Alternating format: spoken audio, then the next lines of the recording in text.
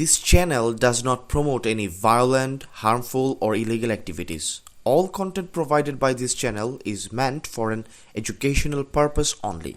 ঢাকা বিশ্ববিদ্যালয় কেন্দ্রীয় ছাত্র সংসদ ডাকসুর সহ সভাপতি ভিপি সাদিক কায়েমকে ঢাকা দক্ষিণ সিটি কর্পোরেশনের মেয়র প্রার্থী হিসেবে ঘোষণা করেছে জামায়াতে ইসলামী। রাজধানীর কাকরাইলের institution of diploma engineers Bangladesh council হলে শুক্রবার সকালে আয়োজিত ঢাকা মহানগর দক্ষিণ জামায়াতে ইসলামীর এক কর্মী সম্মেলনে এ ঘোষণা দেওয়া হয়। সাদিক কায়েমের নাম ঘোষণা করার মাধ্যমে জামায়াত পরিষ্কার করে দিল যে জোটের ছোট শরিকদের মতামত বা ত্যাগের চেয়ে তাদের নিজস্ব দলীয় এজেন্ডাই মুখ্য।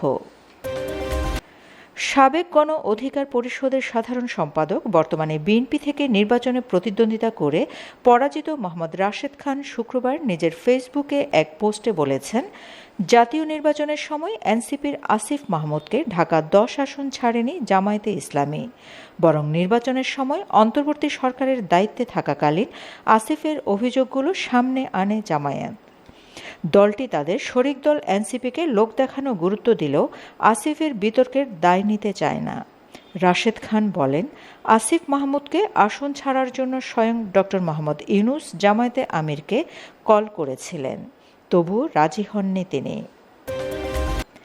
বিএনপির এই নেতা আরও বলেন, এবার দেখা যাক এনসিপি কতটুকু আসিফ মাহমুদের পাশে দাঁড়ায়। খেলা যে চলছে কোন লেভেলে। তুমি আমাকে মুক্তিযুদ্ধের বিপক্ষের শক্তি হিসেবে অধ্যাদেশ পাশ করাতে ভোট দিবা, আর আমি কেন খেলব না? হ্যাঁ, এটাই জামায়াত, পুরোপুরি খেলে দিল।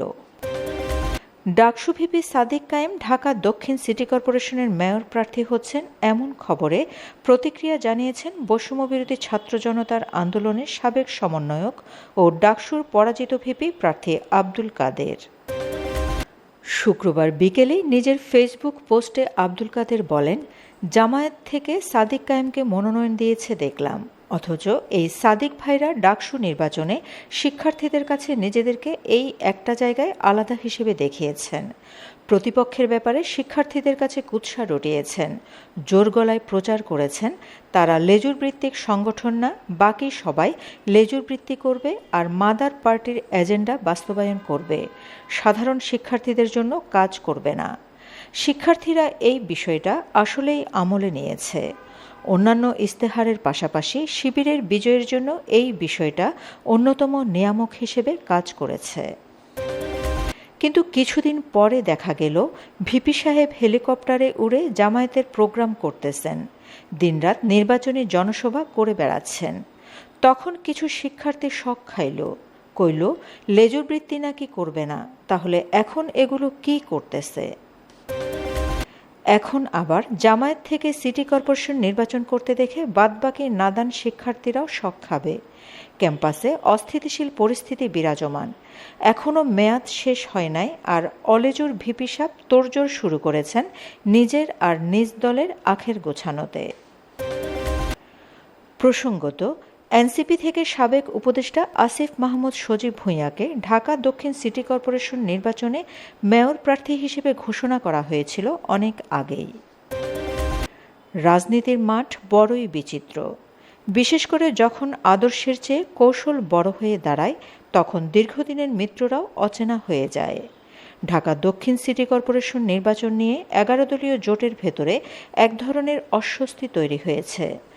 তবে কি জোটের ঐক্য শুধু নামই, নাকি এখানে কৌশলের আড়ালে কাউকে সরিয়ে দেওয়ার খেলা চলছে? Shamima Chowdhury Shammi, BNA news 24। আমার সোনার বাংলা, আমি তোমার